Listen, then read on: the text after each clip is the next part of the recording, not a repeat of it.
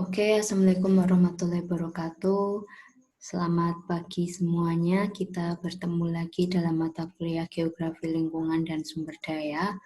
Materi kita pada minggu ini masih terkait dengan AMDAL atau analisis mengenai dampak lingkungan. Kenapa materinya itu panjang? Karena memang AMDAL sendiri itu kalau kita mempelajari lebih lanjut, itu banyak sekali faktor yang memang harus dipelajari bersama-sama. Ini kita masih membahas tentang dasar-dasar AMDAL saja. Kita lanjut terhadap materi AMDAL. Minggu lalu kita sudah sampai pada tahap atau mekanisme penyusunan AMDAL sendiri. Minggu ini kita akan berfokus pada perbedaan dokumen-dokumen izin lingkungan. Nah, di sini kita membahas dulu AMDAL. Kenapa AMDAL itu penting? Di sini AMDAL atau analisis mengenai dampak lingkungan, tujuan utamanya adalah untuk menganalisis dampak. Dampak sendiri itu merupakan pengaruh atau akibat di mana dalam setiap keputusan yang diambil oleh seorang atasan biasanya pasti akan mempunyai dampak tersendiri, baik itu dampak positif maupun dampak negatif. Begitupun dengan upaya-upaya atau kegiatan-kegiatan masyarakat yang dilakukan setiap hari pasti akan menimbulkan dampak, baik itu dampak positif maupun negatif. Selain itu, dampak juga merupakan proses lanjutan dari sebuah pelaksanaan pengawasan internal, di mana dengan adanya AMDAL atau analisis mengenai dampak, maka seseorang dapat memprediksi jenis dampak yang akan terjadi atas sebuah keputusan yang akan diambilnya. Sudah bisa memprediksi kira-kira ke depannya akan terjadi dampak seperti apa. Oleh karena itu, di sini AMDAL itu sangat penting dan memang harus dipenuhi bagi orang-orang yang akan mendirikan usaha atau kegiatan dalam cakupan atau skala yang cukup besar. Nah, di sini dampak penting merupakan perubahan lingkungan yang sangat mendasar yang diakibatkan oleh suatu usaha atau kegiatan. Pasal 16 Undang-Undang Nomor 4 Tahun 1982 menyatakan bahwa setiap rencana kegiatan yang diperkirakan akan mempunyai dampak penting terhadap lingkungan wajib dilengkapi dengan AMDAL. Lalu usaha-usaha seperti apa? Minggu lalu kita sudah mempelajari bersama, terdapat 14 bidang kegiatan masyarakat yang sekiranya harus dilengkapi dengan surat atau dokumen AMDAL sendiri. Nah, untuk membedakan apakah harus disusun dokumen AMDAL atau dokumen izin lingkungan yang lain, di sini pasal 16 Undang-Undang Nomor 4 Tahun 1982 dan pasal 2 dan pasal 3 PP Nomor 51 Tahun 1993 menentukan faktor-faktor yang digunakan untuk menentukan apakah usaha atau kegiatan itu wajib AMDAL atau tidak. Yang pertama, jumlah manusia yang akan terkena dampak. Jadi, semakin besar suatu usaha, apalagi jika usaha tersebut atau kegiatan tersebut lokasinya adalah berada di tengah pemukiman masyarakat, secara otomatis usaha atau kegiatan tersebut harus wajib AMDAL. Karena akan mempengaruhi banyak masyarakat setelah adanya usaha atau kegiatan tersebut. Yang kedua, luas wilayah persebaran dampak. Luas wilayah persebaran dampak akan berkaitan dengan skala dari usahanya sendiri. Semakin besar suatu usaha, luas wilayah persebaran dampaknya pun pasti akan semakin luas.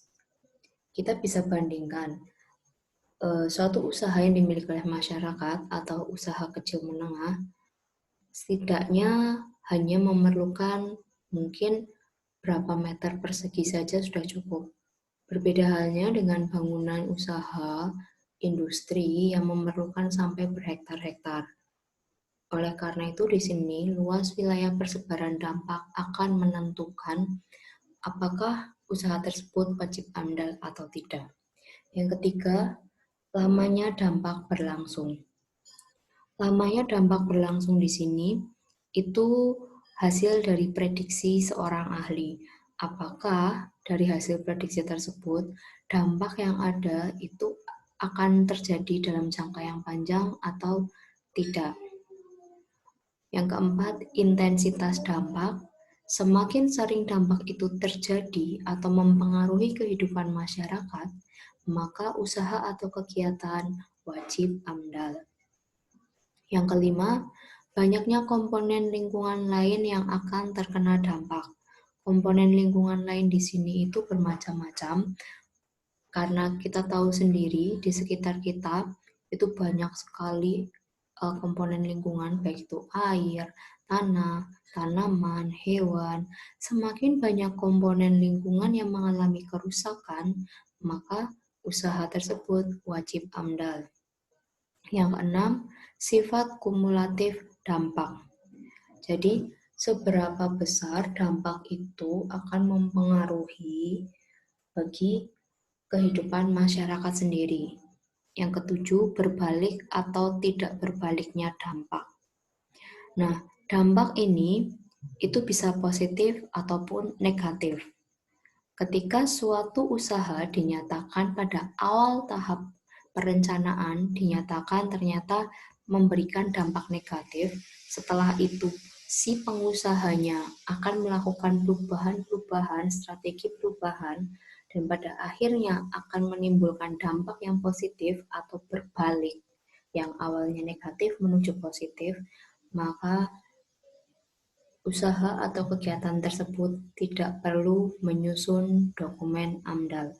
Tapi ketika usaha tersebut ternyata tidak berbalik dampaknya, atau kita bisa sebut masih tetap sama saja, awal negatif ternyata sudah dilakukan strategi dampaknya juga masih negatif, maka usaha atau kegiatan tersebut wajib menyusun dokumen AMDAL. Nah, di sini ini adalah gambaran ringkas. Di sini terdapat beberapa dokumen-dokumen pengelolaan lingkungan, ada surat pernyataan pengelolaan lingkungan atau SPPL, ada AMDAL, di mana di dalam AMDAL itu terdapat dua hal, yaitu rencana pengelolaan lingkungan atau RKL dan rencana pemantauan lingkungan atau RPL. Selain ada AMDAL, juga terdapat dokumen upaya pengelolaan lingkungan atau UKL, upaya pemantauan lingkungan atau UPL. Terdapat juga dokumen pengelolaan lingkungan dan dokumen evaluasi lingkungan hidup. Masing-masing dokumen atau surat izin lingkungan ini itu akan ditentukan berdasarkan pada fase di sini. AMDAL, UKL, UPL, SPPL biasanya akan disusun ketika suatu usaha itu masih dalam fase perencanaan, khususnya AMDAL.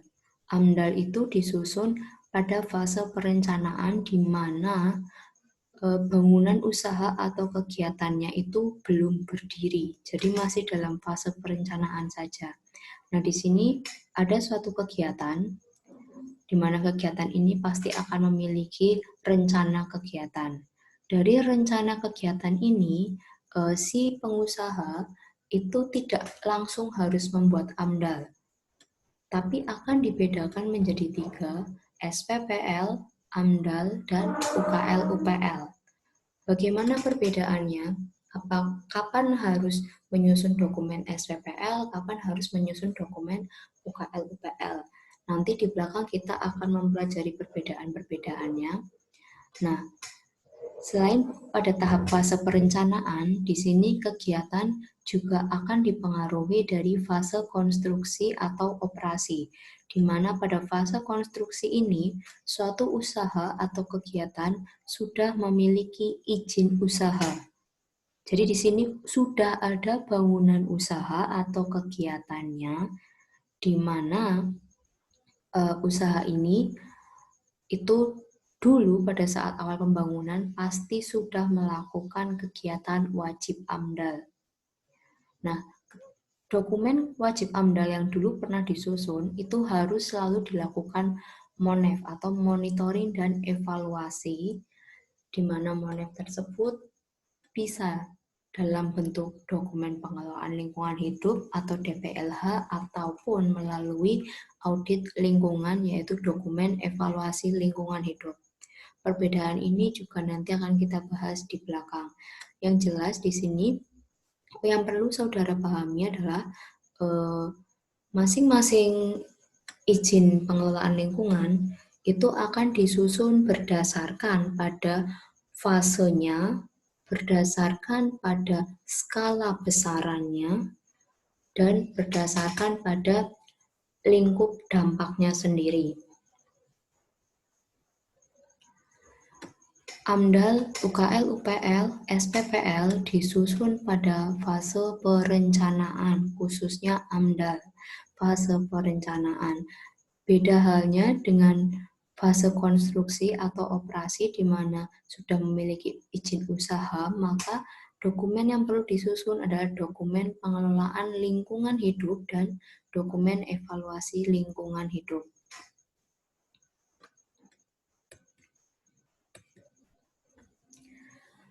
Ini beberapa kebijakan-kebijakan undang-undang yang terkait dengan AMDAL. Jika saudara tertarik untuk mempelajari AMDAL, maka silakan saudara mempelajari undang-undang dan juga peraturan menteri, keputusan menteri yang ada di bawah ini, karena ini akan berkaitan erat dalam proses penyusunan AMDAL sendiri.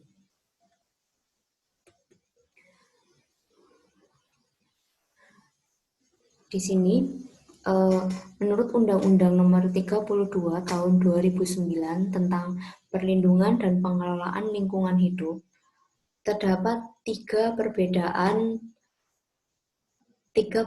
penyusunan dokumen izin lingkungan. Pasal 110 menunjukkan bahwa orang yang menyusun dokumen AMDAL akan atau harus memiliki sertifikat kompetensi.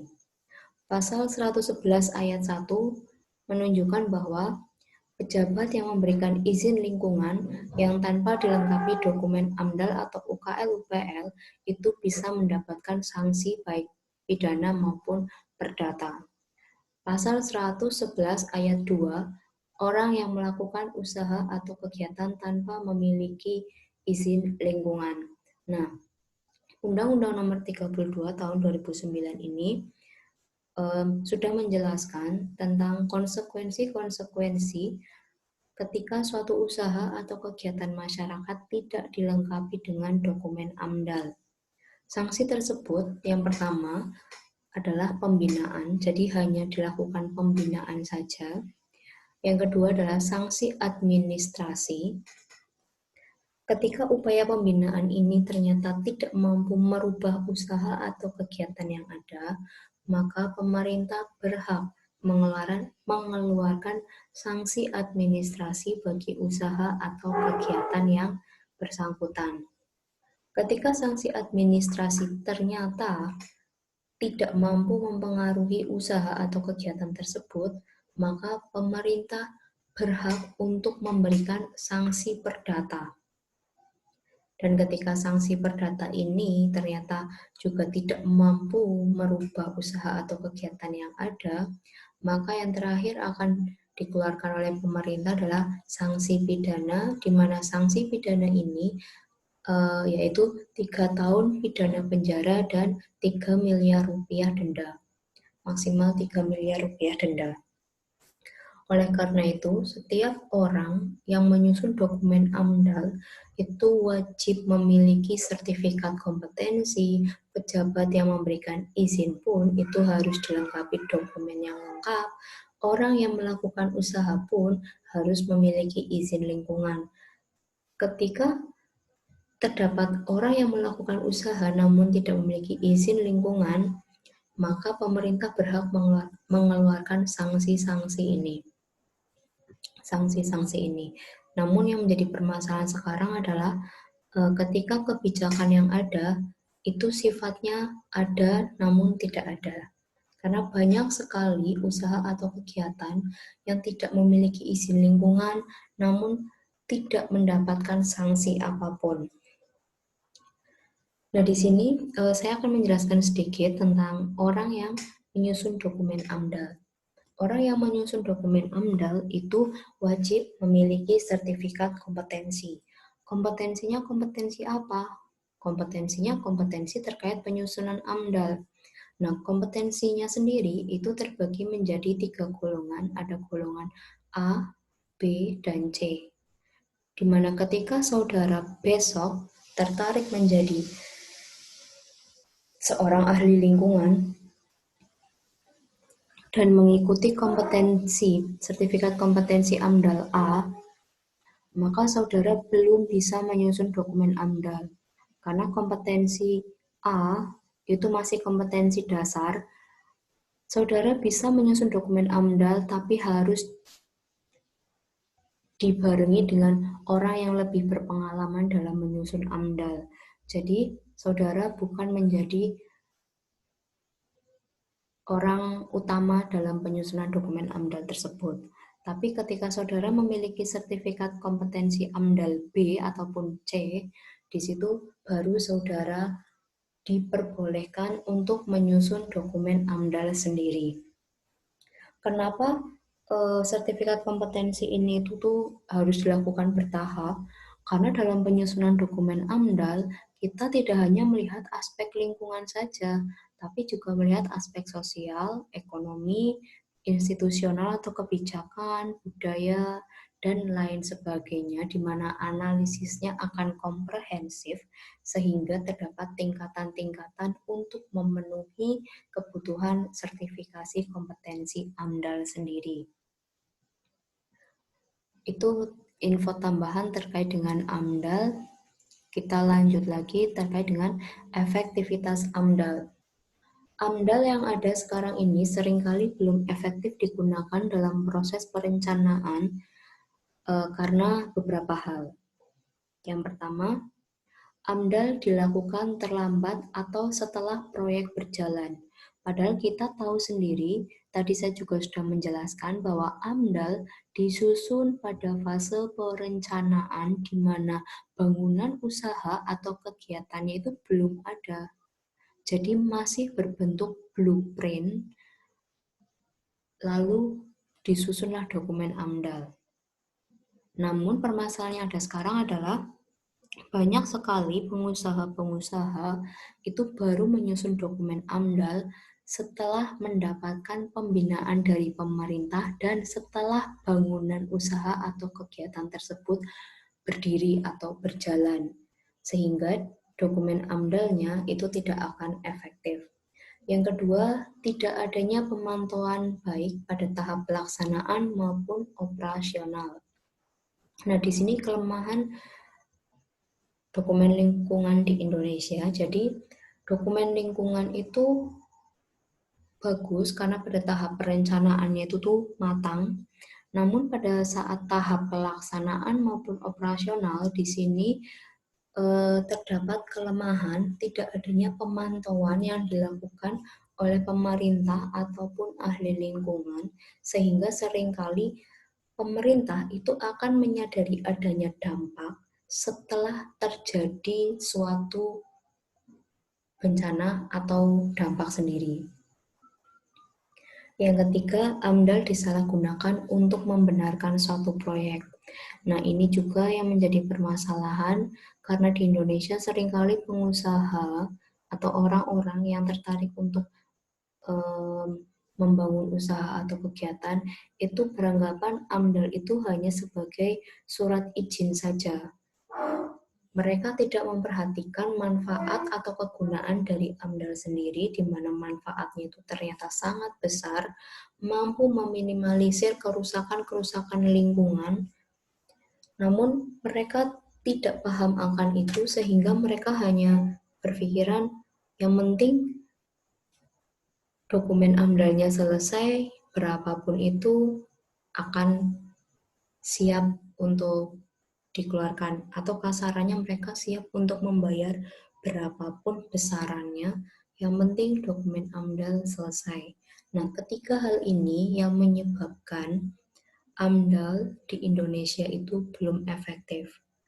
AMDAL tidak hanya disusun di negara kita saja atau Indonesia saja. Semua negara, baik itu negara maju ataupun negara berkembang, ketika ada seseorang yang tertarik untuk membangun usaha atau kegiatan yang cakupannya besar, skalanya besar, akan selalu diwajibkan untuk menyusun dokumen AMDAL. Namun, di negara lain atau secara internasional namanya bukan AMDAL, tapi adalah EIA, Environmental Impact Assessment. Saudara mungkin bisa mencari tentang Environmental Impact Assessment di banyak negara, di mana di negara-negara maju biasanya dokumen EIA ini itu akan menjadi dasar yang paling utama dalam suatu perencanaan usaha atau kegiatan. Ketika usaha atau kegiatan tersebut tidak memiliki dokumen EIA, maka usaha atau kegiatan tersebut tidak akan berjalan proses pembangunannya. Nah, terus bagaimana upaya-upaya untuk meningkatkan efektivitas AMDAL? Yang pertama, perlu adanya pemahaman bahwa AMDAL merupakan tools untuk menyempurnakan perencanaan pembangunan. Jadi AMDAL merupakan alat untuk menyempurnakan perencanaan-perencanaan, bukan hanya sebagai surat izin lingkungan biasa saja. Yang kedua, sesuaikan kebutuhan data. Jadi di sini seringkali terjadi ketidaksinkronan kebutuhan data dalam penyusunan dokumen AMDAL, sehingga si pembuat AMDAL itu harus memperhatikan kebutuhan apa saja yang memang diperlukan dalam penyusunan dokumen AMDAL. Karena kebutuhan data antara satu usaha dengan usaha yang lain itu pasti akan berbeda-beda. Yang ketiga, rekomendasi harus jelas dan spesifik. Rekomendasi yang diberikan oleh si pembuat AMDAL kepada si pengusaha atau masyarakat itu harus jelas dan spesifik agar pengusaha dapat merubah strategi-strategi proses pembangunan yang telah direncanakannya. Yang keempat, laporan AMDAL harus disusun secara sistematis dan mudah dipahami. Kenapa harus sistematis? Karena laporan AMDAL itu ketika saudara bisa melihat bentuk real dokumennya itu sangat tebal, jika tidak disusun secara sistematis dan mudah dipahami, maka si penilai AMDAL itu akan merasa kesulitan untuk melakukan proses penilaian sendiri. Yang kelima, adanya komisi AMDAL yang berkualitas. Komisi AMDAL biasanya berasal dari pihak pemerintah yang memang mengetahui kebijakan ataupun perubahan-perubahan yang terjadi di lingkungan tersebut. Yang keenam, belum digunakannya RPL sebagai umpan balik atau rencana pengelolaan lingkungan. Dalam AMDAL tadi ingat diagram yang tadi, AMDAL itu terdapat RKL dan RPL. Nah, di sini RPL biasanya merupakan umpan balik atau rekomendasi-rekomendasi yang harus dilakukan oleh si pengusaha, namun RPL ini ternyata belum digunakan secara maksimal sehingga umpan baliknya pun itu tidak maksimal. Ketika RPL disusun mampu sebagai umpan balik, maka si pengusaha pasti dapat melakukan perubahan-perubahan dalam proses perencanaannya sendiri.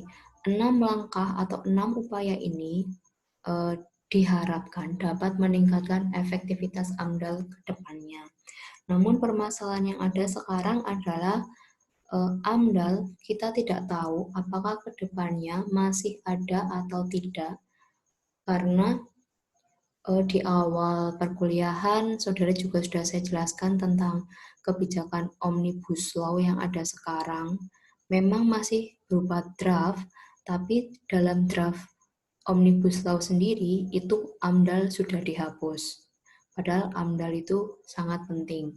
Di sini saudara juga sudah mempelajarinya. Nah, di sini instrumen pencegahan pencemaran dan atau kerusakan lingkungan hidup menurut Undang-Undang Nomor 32 Tahun 2009 tidak hanya AMDAL, banyak sekali dokumen atau instrumen pencegahan pencemaran dan kerusakan lingkungan hidup. Terdapat KLHS atau Kajian Lingkungan Hidup Strategis, Tata Ruang, Baku Mutu Lingkungan Hidup, Kriteria Baku Kerusakan Lingkungan Hidup, AMDAL, UKL-UPL, Perizinan, Instrumen Ekonomi Lingkungan Hidup, Perencanaan Undang-Undang Berbasis Lingkungan Hidup, Anggaran Berbasis Lingkungan Hidup, Analisis Lingkungan Hidup, Audit Lingkungan Hidup, dan instrumen lain sesuai dengan kebutuhan. 13 jenis instrumen ini itu tidak semuanya akan disusun oleh suatu usaha atau kegiatan, tapi disesuaikan juga dengan skala besaran usaha atau kegiatan tersebut, cakupan dampaknya, dan faktor-faktor lainnya. Nah, di sini AMDAL bukan sebagai alat serbaguna yang dapat menyelesaikan segala persoalan lingkungan. Efektivitas AMDAL sangat ditentukan oleh pengembangan berbagai instrumen lingkungan hidup lainnya. Jadi ketika suatu usaha sudah menyusun AMDAL dan dinyatakan lolos, selanjutnya harus juga disusun instrumen-instrumen atau dokumen-dokumen izin lingkungan lain, baik itu KLHS, tata ruang, baku mutu, dan lain sebagainya. Gunanya untuk apa? Untuk meminimalisir persoalan lingkungan hidup di masa yang akan datang. Jadi di sini AMDAL jangan dianggap sebagai alat serbaguna yang mampu menyelesaikan semua permasalahan lingkungan. AMDAL merupakan dasar dalam menyelesaikan segala persoalan lingkungan hidup. Nah, di sini mutu dokumen AMDAL sendiri itu ditentukan oleh 4 hal. Yang pertama, kompetensi dan integrasi penilai atau komisi, kompetensi dan integritas penyusun, pandangan dan komitmen pemrakarsa, dan pada akhirnya implementasi AMDAL. Mutu dokumen AMDAL yang terkait dengan kompetensi dan integritas penilai itu akan berkaitan dengan kualitas dari tim penilai AMDAL sendiri. Tim penilai AMDAL itu berasal dari pemerintah. Jadi, tim penilai ini harus benar-benar memahami tentang perizinan lingkungan.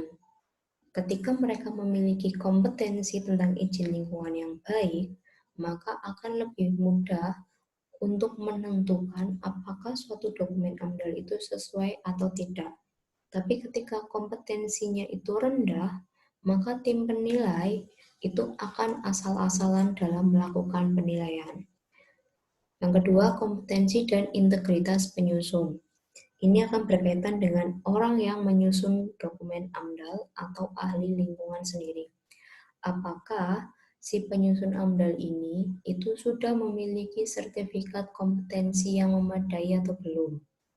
Jika ternyata belum memadai sertifikat kompetensinya, maka mutu dokumen AMDAL pun itu akan rendah. Dan yang ketiga, pandangan dan komitmen pemrakarsa. Ketika si pemrakarsa atau yang punya usaha atau kegiatan diberikan rekomendasi oleh tim penyusun AMDAL, itu sekiranya mau atau tidak melakukan perubahan. Ketika mereka telah berkomitmen mau untuk merubah strategi atau rencana yang ada, maka mutu dokumen AMDAL akan semakin baik. Nah, 3 hal ini itu akan mempengaruhi mutu, di mana mutu dokumen AMDAL pada akhirnya akan menentukan implementasi dari AMDAL-nya sendiri.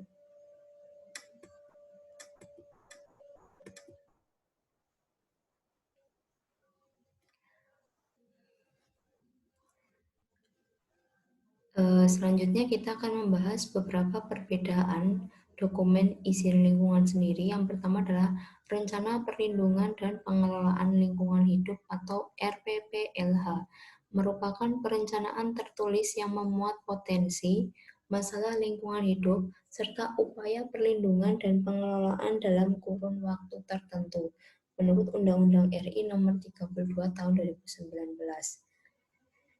Tahun 2009, maaf. Perencanaan tertulis ini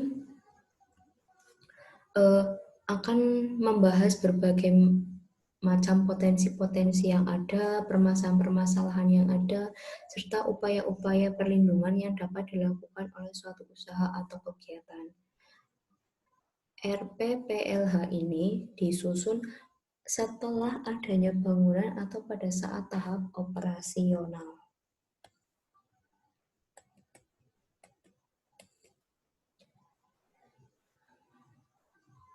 Nah, di sini jika Anda melihat di bagian atas ini saja, AMDAL, suatu dokumen AMDAL itu sifatnya akan kompleks, akan komprehensif karena dalam AMDAL itu akan membahas atau mengkaitkan dengan kebijakan pengelolaan lingkungan, akan mengkaitkan dengan batasan penggunaan sumber daya, batasan buangan limbah, kriteria dan prosedur standar, kesesuaian fungsi lokasi, dan aturan bangunan.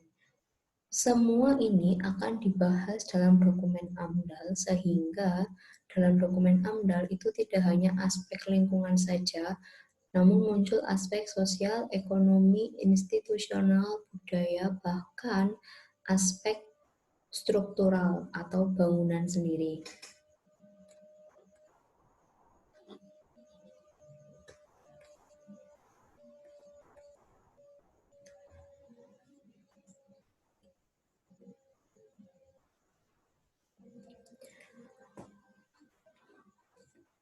Tadi sudah dibahas tentang RPPLH, selanjutnya dokumen analisa risiko lingkungan. Dokumen analisa risiko lingkungan merupakan rangkaian analisis yang dilakukan untuk memperkirakan tingkat probabilitas atau kemungkinan dari terjadinya suatu dampak dan atau risiko lingkungan. Dilakukan oleh perencana kegiatan yang berpotensi menimbulkan dampak penting terhadap lingkungan hidup, ancaman terhadap ekosistem dan kehidupan, ancaman terhadap kesehatan dan keselamatan manusia. Jadi usaha atau kegiatan yang memang memberikan dampak-dampak penting dan ancaman-ancaman terhadap keberlangsungan semua makhluk hidup yang ada di muka bumi ini akan diwajibkan untuk menyusun analisa risiko lingkungan, di mana analisa risiko lingkungan ini biasanya include atau masuk dalam salah satu analisis di dokumen AMDAL sendiri.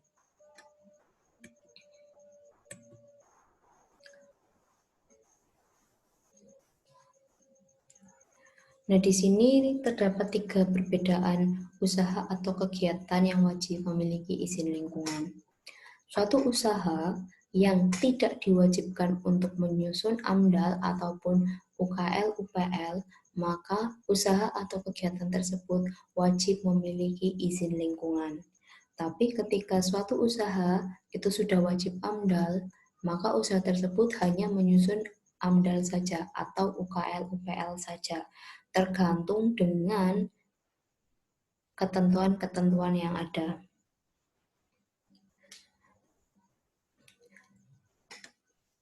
Namun di sini berdasarkan pasal 2 Peraturan Pemerintah Nomor 27 Tahun 2012 tentang izin lingkungan, setiap usaha dan atau kegiatan yang wajib memiliki AMDAL atau UKL-UPL juga wajib memiliki izin lingkungan. Jadi suatu usaha meskipun sudah menyusun AMDAL atau UKL-UPL itu wajib tetap menyusun atau mendapatkan izin lingkungan sendiri. Izin lingkungan merupakan hal yang wajib dimiliki oleh semua jenis kegiatan wajib AMDAL atau UKL-UPL sebagai prasyarat untuk memperoleh izin usaha dan atau kegiatan, di mana izin lingkungan harus mencantumkan persyaratan dalam keputusan kelayakan lingkungan hidup. Apakah usaha atau kegiatan itu layak atau tidak? Ini untuk gambaran-gambarannya, proses-proses untuk mendapatkan izin operasional sendiri. Dokumen izin lingkungan yang lain adalah Surat Pengantar Pengelolaan Lingkungan Hidup atau SPPL.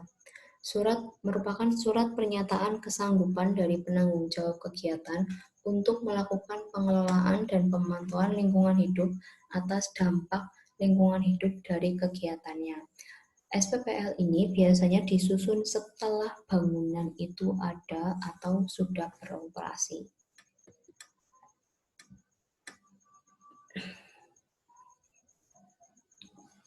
SPPL akan disusun hanya untuk usaha-usaha yang skalanya itu kecil atau mikro, di mana usaha kecil atau mikro tidak termasuk dalam kategori yang berdampak penting sehingga tidak wajib AMDAL maupun UKL-UPL. Selanjutnya, dokumen izin lingkungan UKL-UPL atau upaya pengelolaan lingkungan dan upaya pemantauan lingkungan merupakan dokumen yang memuat upaya pengelolaan dan pemantauan lingkungan bagi kegiatan yang tidak berdampak penting terhadap lingkungan hidup yang diperlukan bagi proses pengambilan keputusan tentang penyelenggaraan kegiatan.